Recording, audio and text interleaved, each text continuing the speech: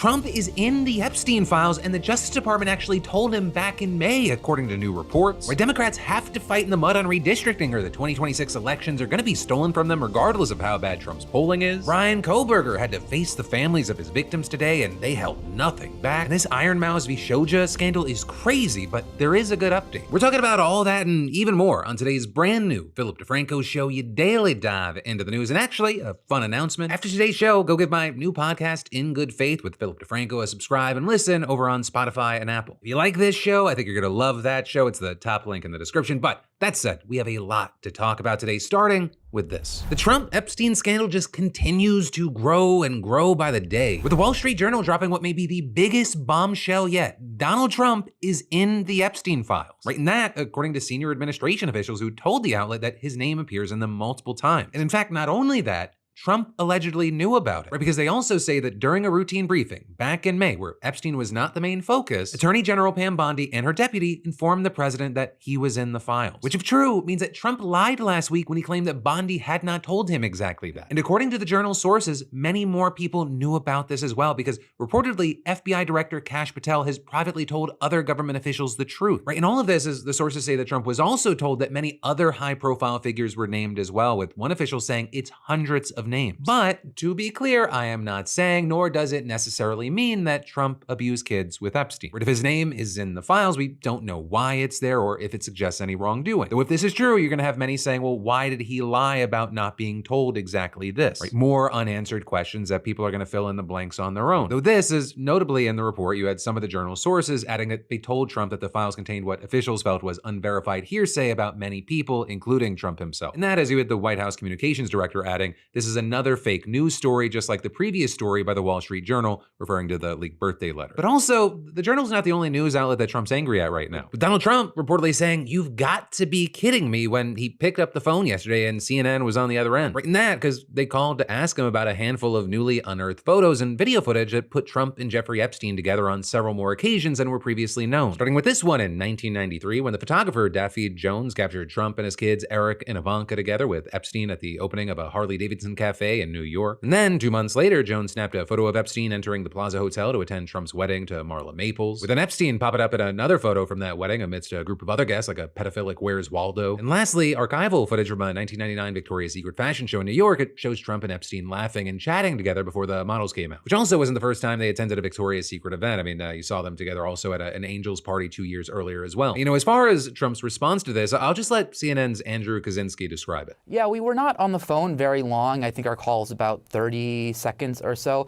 But when I asked him about the wedding photo, he said, he sort of paused for a second and then said, "You've got to be kidding me," before calling CNN fake news and then hanging up on me. With the White House communications director later adding, "These are nothing more than out-of-context frame grabs of innocuous videos and pictures of widely attended events to disgustingly infer something nefarious." But the thing is, adding that context, it doesn't exactly make Trump look any better here. Because since 2019, and especially over just the past few weeks, the media's been digging up more and more evidence showing just how close Trump and Epstein were. With, for example, the New York Times publishing a piece over the weekend detailing the evolution of their friendship. A friendship which apparently started around 1990 when Epstein bought a property near Mar-a-Lago. And then in 1992, NBC captured Trump and Epstein at a party in Mar-a-Lago with cheerleaders, with Trump at one point dancing among a crowd of young women, with them then later appearing to whisper something in Epstein's ear while pointing at other women, causing him to double over with laughter. Months later, when Trump hosted another party there for young women on a so-called calendar girl competition, the organizer recalls having been surprised to discover that Epstein was the only other guest. With him telling the Times, "I said, Donald, this is supposed to be a party with VIPs. You're telling me it's you and Epstein?" Also, the organizer's girlfriend at the time later accused Trump that night of taking her into a bedroom, forcibly kissing and fondling her and restraining her from leaving. With the friendship then continuing, with flight logs showing that Trump flew on Epstein's jet at least 7 times over 4 years in the 1990s. And then in 2000, Trump appeared alongside Ghislaine Maxwell and Prince Andrew at a Mar-a-Lago charity fundraiser. You also have CNN now reporting that in his 2004 book, How to Get Rich, Trump described taking a call from a man that he dubbed the Mysterious Jeffrey. Writing, "As mysterious as Jeffrey is, he's one of the few people I know who can get by on just a first name. My staff never asked for a last name in his case," which in a way puts him up there with Elvis. Not that Elvis calls in much these days, but you never know. So I will say, it is unclear whether that's Epstein or, some other mysterious man named Jeffrey. Though you have many noting that it's reminiscent of the cryptic birthday letter to Epstein a year earlier in which Trump appeared to call the man an enigma and alluded to wonderful secrets they shared, well as a comment about them having a lot in common, which really makes one wonder what that kind of stuff might be. And if you ask the Times, it remarks in its investigation what seemed to draw them together, according to those who knew them at the time, was a common interest in hitting on and competing for attractive young women at parties, nightclubs, and other private events. And even Trump himself seemed to admit as much in 2002 when, after calling Epstein a terrific guy whom he'd known for 15 years, he told New York Magazine, "It is even said that he likes beautiful women as much as I do, and many of them are on the younger side." And although, the White House has maintained that Trump cut off ties with Epstein because he was a creep, reporting from the Times and the Washington Post suggests that they actually split over a real estate deal that they had competed for. So, for many, this is just evidence of two rich and powerful men hanging out as rich and powerful men do.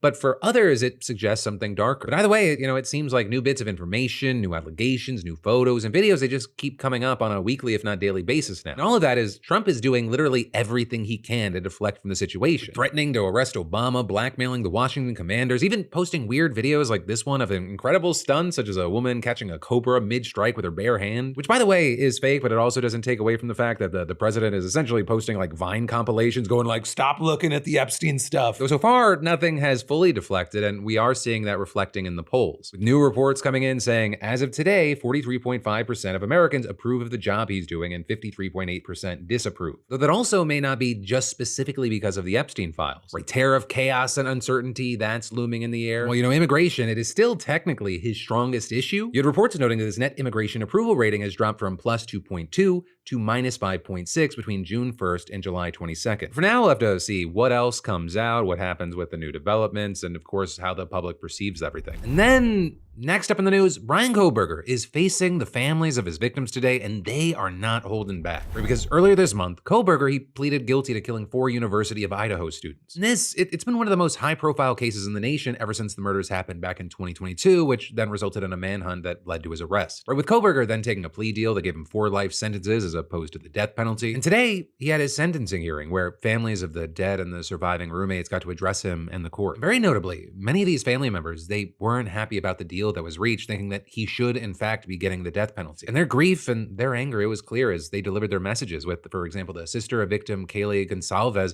getting a lot of attention online for saying this. "Don't ever try to convince yourself you mattered just because someone finally said your name out loud. I see through you. You want the truth? Here's the one you'll hate the most. If you hadn't attacked them in their sleep, in the middle of the night, like a pedophile, Kaylee would have kicked your fucking ass." Right, many of the other family members, they also repeated this idea that he is of no importance. That this is the story of 4 people who were taken away too soon, and his memory, it's not gonna live on. The world's watching because of the kids, not because of you. Nobody cares about you. I realized this moment isn't about you. It's about justice for Xana, Ethan, Kaylee, and Maddie. It's about honoring the beautiful people they were and still are in God's eyes. Her light still shines, and her voice will echo louder than this pain. You didn't take that from us, and you never will. You are entering a place where no one will care who you are, and no one will ever respect you. You will be forgotten, discarded, used, and erased. You will always be remembered as a loser, an absolute failure. And when those prison doors slam shut behind you, I hope that sound echoes in your heart for the rest of your meaningless days. You also had other family members focusing on the pain that they felt, the losses in their lives without their child or sibling or grandchild. Maddie was my only child that I ever had. She's the only great thing I ever really did, and the only thing I was really ever proud of. My heart aches for the kids' roommates and the families of the other victims, and also the family of the perpetrator. Going forward, we Mogans are choosing to put our energy and focus into honoring Maddie's too short life and sweet spirit. And then you also had moments where family members said they forgave Kielburger. This is probably going to bother everybody, but Brian, I'm here today to tell you I have forgiven you because I no longer could live with that hate in my heart. And for me to become a better person, I have forgiven you. And anytime you want to talk and tell me what happened, get my number. I'm here. Right in that last part, it's about her still wanting answers, and that's a huge part of this case, because the motive, it still remains unknown. I mean, we don't know why these 4 kids were killed. And that is, today, Kielburger declined to speak, and so it's just still this big, disturbing question mark. But with all this, some of the most talked about statements have come from 2 of the roommates who survived, because there were 2 other people home at the time of the murders, and one said that she heard what sounded like crying from the other room, and she later opened her door and saw a man in black clothes and a mask, and once he left, she began texting another roommate who lived. They also notably didn't call 911 until a friend discovered one of the bodies the next day. And their story, it prompted a ton of judgment, but they got to share their pain and their perspective with the public today. I couldn't be alone. I had to sleep in my mom's bed because I was too terrified to close my eyes.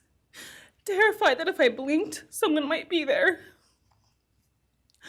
I made escape plans everywhere I went. If something happens, how do I get out? My nervous system never got the message that it is over, and it won't let me forget what he did to them. People call me strong. They say I'm a survivor, but they don't see what my new reality looks like. They don't see the panic attacks, the hypervigilance, the exhaustion. What if it happens again? What if next time I don't survive? I was still out of it and still didn't know what happened. If I had known, I of course would have called 911 right away. I still carry so much regret and guilt for not knowing what had happened and not calling right away. Even though I understand it wouldn't have changed anything, not even if the paramedics had been right outside the door. I hated and still hate that they are gone, but for some reason, I am still here and I got to live. I still think about this every day. Why me? Why did I get to live and not them? For the longest time, I could not even look at their families without feeling sick with guilt. And then finally, after all the statements were read, the judge formally sentenced Kielburger to 4 consecutive life sentences. And that is, he told the families to sort of release themselves from wondering what the motive is and saying that, quote, there is no reason for these crimes that could approach anything resembling rationality. And then you've got more news in just a minute. But first, if you're the kind of person who actually cancels a free trial on time, congratulations, you may be a financial unicorn. The rest of us, we need today's sponsor, Rocket Money. And I've talked about it before. I opened up Rocket Money thinking I'd clean up maybe a couple of streaming subscriptions. Instead, I found that I've been double charged for months and paying for a service I hadn't used since 2022. Right, and Rocket Money is a personal finance app that helps find and cancel your unwanted subscriptions, monitors your spending, and helps lower your bills so you can grow your savings. It puts all your accounts into one clean dashboard, banking, credit cards, savings, so you see everything in one place and you stop money from slipping through the cracks. And hey, you want a budget? Rocket Money creates one based on what you actually spend, not what you wish you spent. It can even negotiate bills for you. Cable, phone, internet, acting like a personal finance assistant that actually knows what it's doing. So it's no surprise that Rocket Money has over 5 million users and has saved a total of $500 million in canceled subscriptions, saving members up to $740 a year when using all of the app's premium features. So cancel your unwanted subscriptions and reach your financial goals faster with Rocket Money. Just go to rocketmoney.com/PDS today. That's rocketmoney.com/PDS. And for the multi-watchers out there, rocketmoney.com/PDS. And then next up in the news, we have to talk about the fact that the battle for the future of this country and democracy, it is playing out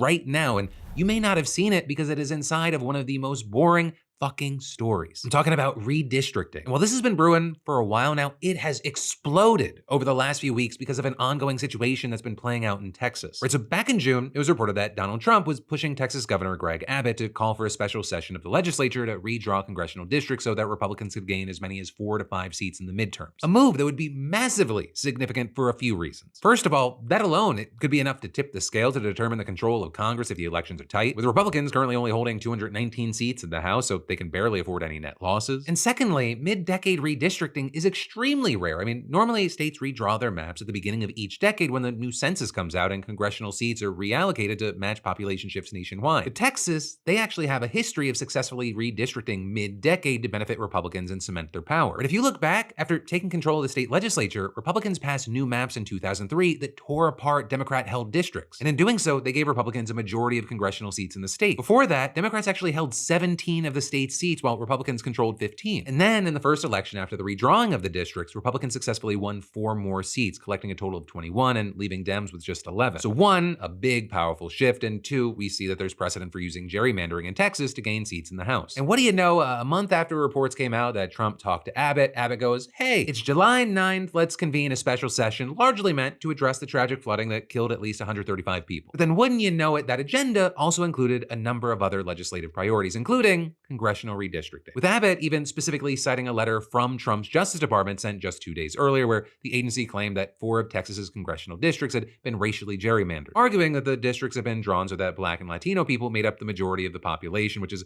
a move that the DOJ says is unconstitutional. And Abbott, he appeared to agree, reportedly acknowledging concerns that some districts were drawn, quote, along strict racial lines. But there, you have Democrats calling bullshit, arguing that this is clearly just a thinly veiled excuse for Republicans to redraw the districts so they can win more seats and ensure Trump can keep control of Congress. And there are a few things that back up their claims here. First of all, the map that the DOJ and Republicans now say is racially gerrymandered, yeah, it was literally drawn by the Republican-controlled legislature after the 2020 census. So Republicans, they're now basically saying the map they drew is racially gerrymandered, though that actively contradicts sworn statements that they've made in the past. Right immediately after the Republicans approved their most recent maps, numerous different rights groups sued, with them alleging that the maps do the exact opposite of what the Trump administration now claims, saying that the maps, they actually discriminate against Black and Latino voters because they were designed to dilute their voting power by gerrymandering lines arbitrarily to split up concentrations of those groups. Now, notably here, that lawsuit, it's still playing out in the courts, but Republicans, they have repeatedly defended their maps in legal filings and proceedings by arguing that the GOP used a race-blind process to draw the boundaries. So in other words, Republicans have been defending their maps as completely illegal just for Abbott to turn around and say, hey, actually,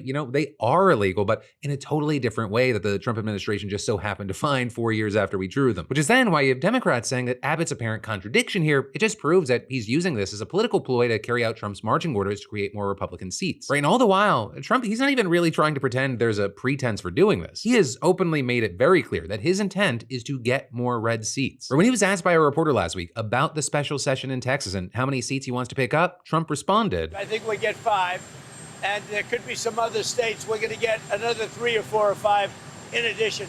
Texas would be the biggest one, and so that'll be 5. Are you calling then for a complete redrawing of the congressional map ahead of next year? Just a very simple redrawing. We pick up 5 seats. And but we have a couple of other states where we'll pick up seats also. With the special session in Texas kicking off this week, Republicans have reportedly made their redistricting effort their #1 priority. With the Times now reporting that Republican lawmakers are holding off votes on measures to address the deadly floods until after they can approve their redistricting plans in order to prevent Democrats from staging a walkout and blocking their new maps. Because if Dems can stage a walkout to deny Republicans the quorum needed to hold a vote, they would also be impeding flood-related legislation. Which is then why you've had tons of Democrats in Texas lashing out, condemning Abbott for slipping this into a special session that's supposed to be dedicated to the floods, and condemning Republicans for putting Trump's needs above the victims. With one state rep arguing, you're using one of the absolute worst tragedies that has hit Texas families in a long time since like Uvalde, and use that to give yourself a political advantage. What kind of craven, disgusting political maneuver is that? Now, with all that, you have some saying there are some major political risks that come with this effort, and that's beyond just the bad optics, because optics seemingly doesn't matter anymore. Or for one, any map that the GOP approves is all but certain to face legal challenges. But counter-argument, at the same time, those legal challenges can take years to resolve, and experts say that a flawed map could easily still be in place for the midterm elections and help determine control of the House, even if it's later found to be illegal. Additionally, if Republicans try to claim too many seats, it could actually end up hurting them and endanger more solidly red districts that they currently hold. Because in order to gerrymander the maps that benefit their party, the GOP has to redraw the lines to push Republican voters into neighboring Democratic districts. But in doing so, it can dilute Republican voters in the district that they pulled from, effectively making the district that they siphon from more competitive for Dems. So of course, since they have control, they can kind of decide at what certain levels. But arguably, the biggest risk that this effort could cause is a redistricting arms race around the country, possibly entering a situation where you have blue states countering by gerrymandering their districts to benefit Democrats. And in fact, we're actually seeing numerous party leaders vowing to do exactly that. With one of the most notable players there being California Governor Gavin Newsom saying in a press conference last week, we can act holier than thou. We can sit on the sidelines, talk about the way the world should be, or we can recognize the existential nature that is this moment. Right, and that, it would be absolutely massive if California redrew its maps. Because California, the most populous state in the United States, has 52 House seats, 43 of which are held by Democrats. And that, as you have experts saying that if California redrew the maps, Dems could easily easily gain 2 or 3 seats, maybe even as many as 5 or 6. But that's also a really big if, right? It could be very hard and potentially even impossible for California to redistrict because the state uses an independent commission for drawing political maps. And that is unlike Texas, where the Republican-controlled legislature has the power. And while Newsom has floated some ways to get around that, there'd be major hurdles. But also, like I mentioned, it's not just California. Right? New York Representative Richie Torres said that if Republicans do this, Democrats will have no choice but to fight back. You know, to just simply stand by passively and allow Republicans to rig the process in their favor is actually a form of complicity. It's the opposite of protecting democracy. And that, as Senator Alyssa Slotkin of Michigan recently told Axios, if they're going to go nuclear in Texas, I'm going to go nuclear in other places. But also, CNN reporting that in Congress, plans are already in motion, saying House Minority Leader Hakeem Jeffries and his political team have begun privately shaping a legally risky and likely expensive strategy to redraw House districts in several Democratic-controlled states. And while leaders have flagged specific states with Democrat trifectas, Jeffries hasn't ruled anything out, saying that his team will look at every single state of the union. You know, while some Democrats are reportedly worried about throwing their districts deep into the trenches of partisan politics, it is very important to note that redistricting efforts by Republicans, they haven't just been limited to Texas. In Ohio, for example, you have lawmakers gearing up to redraw their lines as well, with the Republicans who hold a slim majority in the state Congress looking to take advantage of the competitive districts that right now are held by Democrats. Right? They want to redraw the lines in their own favor. And while obviously we're gonna have to keep an eye on that, it's also been reported that Republicans are already looking at a number of other red states. Right? And if Democrats go forward with their threats to redistrict in retaliation, Republicans would likely want to counter by doing the same, though that's also saying that they aren't already going to do that. And so very likely we're going to be seeing huge fights play out, but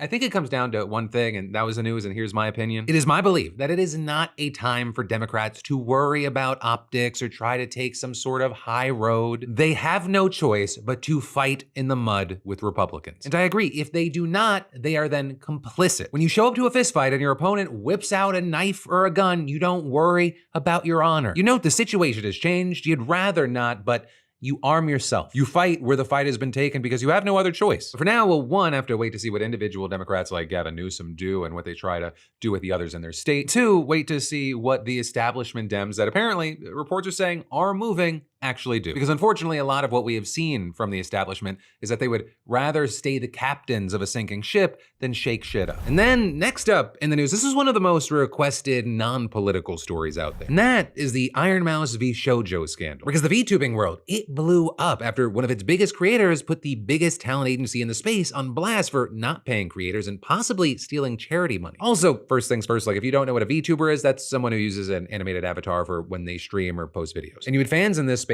raising eyebrows after the biggest name there, Iron Mouse, suddenly stopped streaming. You know, this isn't like just a big creator within a niche space. Iron Mouse was actually at one time the most subscribed person on Twitch before barely being beaten out by Kai Cenat. Right? Initially, she just added to the confusion when she cryptically tweeted out, "I have so many questions, man," on Sunday. But then on Monday, she dropped a bomb in a video called Why I Left VShojo. Right? With VShojo being the talent agency that I mentioned a second ago, and according to her, I recently found out that for the past couple of months, I have been misled by VShojo. With the information that I currently have, I believe that I am owed a significant amount of funds, which I have not been paid. And most importantly, the thing that hurts me the most is that the Immune Deficiency Foundation, which is the most important charity to me, and also the reason why I'm here today, is owed over $500,000 from VShojo. With Iron Mouse then going on to say that she can't give many more details on the advice of her legal team. Right, in the rest of the video, it's her going into her story and how she suffered from an autoimmune disease, which is why she was so bothered that the Immune Deficiency Foundation never got the $500,000 that she had raised for them. And immediately, we saw creator after creator reacting to this news. With, for example, CDogVA jokingly tweeting out, well, VShojo better be cycling and start raising some money, which is a reference to various cycling charity streams that he's done across Japan. You also had major creators like Queso in the space commenting on the situation. I did see that.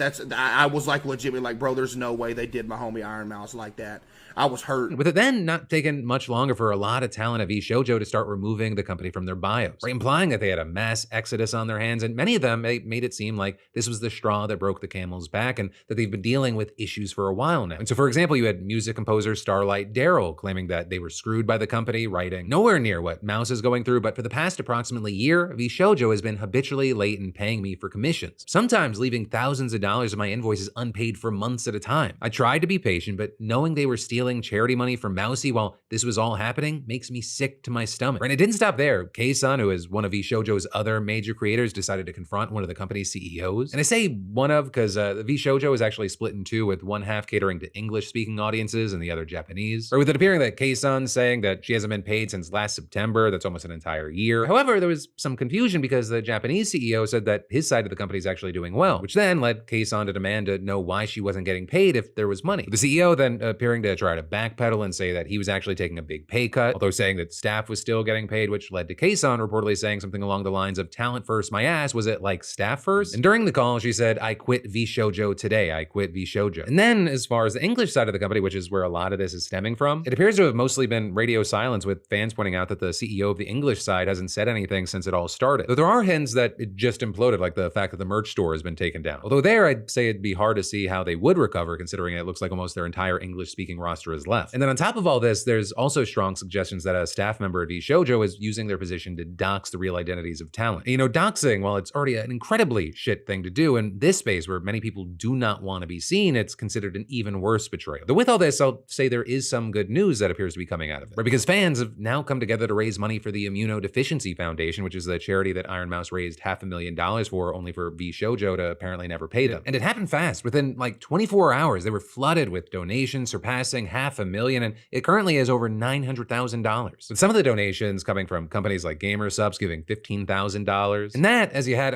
everyday people giving thousands, as well as creators like Ludwig and Sea-Dog VA handing over $5,000. Right, and all of this is, you have just many fans wondering what could have gone wrong. Some making jokes like VShojo just learned the biggest industry lesson that everyone in modern media has known for over a century: don't fuck with the mouse. Meanwhile, others, they pointed out VShojo contracts were fairly lax and actually let creators keep almost all of their revenues while still making a ton of services, which they think makes the entire thing unsustainable. It also didn't help that apparently VShojo is just one of a few VTuber talent agencies on the rocks right now, with some seeing this as kind of just the latest in a long line of talent agencies that have been falling apart across the space. But that is where we are for now. We're seeing some good coming out of an otherwise seemingly very negative situation, people rallying together, and actually with this, especially if you're a part of the VTuber community or a consumer of it, what are your thoughts with everything that's happened here? And then I've got even more news for you in a second, but first I've got a great BB update and self-spawn. And that is that over at Beautiful Bastard, we just brought back the canvas prints for your home and the mugs for that mouth of yours. And specifically with those canvas prints, we did a test run just to see how people like them, and it was just so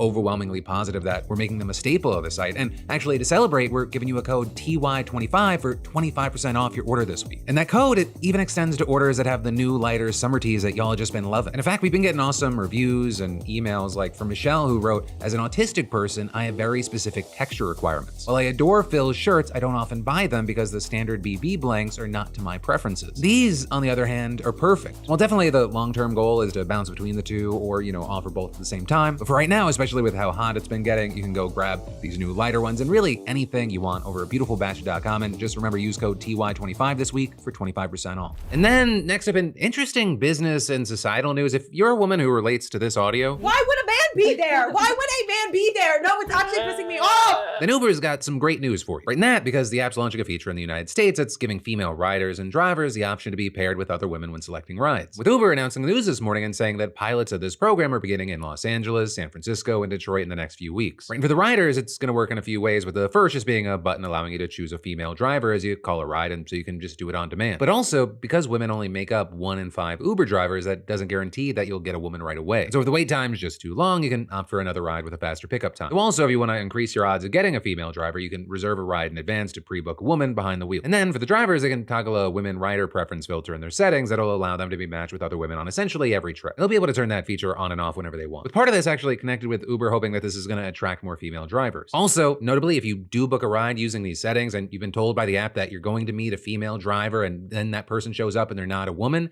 they will shoot and kill them. Actually, no, that's not what happens. According to The Verge, Uber just recommends that you cancel the ride and report the incident to Uber. Though there, the app does require identity verification to hopefully prevent that from happening. Though I will say, especially with the food service app, it feels like there's a lot of people using their girlfriend's IDs. I'm not saying that Veronica can't be a 6'3" person with facial hair that I wish that I could have, but that person is a different skin color. That's not you, my guy. But also something interesting with all this is not actually the first time that Uber's launched a feature like this. Because back in 2019, Uber introduced a female rider preference in Saudi Arabia not long after that landmark law gave women the right to drive. And because it was a success there, Uber rolled that out to 40 other countries, and their rival app, Lyft, it introduced a similar feature last year. Though also, part of the introduction of this, it's probably related to just a really horrible thing, and that is that there have been thousands of sexual assault incidents reported during Uber rides. In the company's most recent safety report, it found 2,700 cases of sexual assault between 2021 and 2022, which was actually a decrease from previous years, though there you had the report explaining. We know that even one report of sexual assault or harassment is one too many, which is why we're continuing our work to end sexual violence on the Uber platform. And with that, noting that national data shows that women are disproportionately affected by sexual violence. And adding in Uber-related reports of non-consensual sexual penetration, women were 89% of the survivors, while men represented 8%. And so by matching women with women, they're hoping that the assault rates go down. And then, according to Uber's data, as far as who is more at risk regarding the rider versus the driver, they noted that largely the riders are the ones whose safety is most at risk, with 68% of sexual assault incidents being reported against drivers and just 31% being reported against riders. So obviously, that's still horrible for the women driving. And in fact, on that note, back in 2022, you had The Verge doing a big report talking to a couple dozen female rideshare drivers in the US, and they just had story after story of sexual harassment, unwanted advances, and other just generally shitty scenarios. The drivers saying things like, it just feels like they don't care about our safety, with some carrying pepper spray and other weapons, even if the app that they're driving for bans them. You also had others dressing in baggy or more masculine clothes or wearing fake wedding bands and saying, they have a husband in law enforcement. And so ultimately, we're gonna have to wait to see what the public reaction to this news is, as well as what happens with these flagship programs. But I think that this is gonna be a feature that sticks. I think it's very likely gonna bring in more women to drive for the service, not only because some might feel more comfortable, but there's a selection of this customer base that's only gonna be comfortable with them. And then for Uber, I never believe that a corporation actually cares about people or safety, but I do know they care about money. And this company has faced so many lawsuits over sexual assault. In fact, just in March, you had a San Francisco judge ruling that over 1,600 sexual assault claims against Uber could move forward and merge. So they'd probably love to limit the amount of mass litigation they have to deal with. But yeah, in the meantime, I'd love to know your thoughts, and it does feel like a ticking time bomb. If it's not already, someone's gonna turn this into a trans issue. But then finally today, let's end with a congratulations and talk about y'all's comments. Starting with a congratulations to Christina F, SeatGeek's latest weekly winner, who just scored $500 in tickets and is excited to go see Billie Eilish. And for the rest of y'all, that's right, SeatGeek is still giving away $500 in tickets, and you should definitely enter today if you haven't already. And you could be the next winner and snag $500 towards seeing your favorite artist, sporting event, or play. There's over like 70,000 events to choose from. And all you gotta do is add code PDS to your SeatGeek app profile for a chance at the weekly $500 prize, no purchase necessary. But with that said, let's talk about y'all's comments and some commentary. And yesterday, we got like double the amount of comments we normally get, with many of y'all talking about Trump, saying, Trump, are you still talking about Epstein? Also Trump, Obama in 2016, to which I say, hey, chill out. However, the president wants to try to distract from the fact that there is a Trump-Epstein scandal and a lot of Trump-Epstein stuff keeps coming out. That is his right, guys. You also had Matt saying, Trump reposting a video with big letters saying nobody is above the law, while being above the law with little to no way to prosecute him for anything is next level of lacking self-awareness. You also had many saying and agreeing with, gonna say it before the inevitable, Ghislaine Maxwell did not kill herself. Though honestly, I think the more likely outcome here is to be on Ghislaine Maxwell pardon watch. Really just look at the situation. Trump and Epstein had friends. He has history with these two.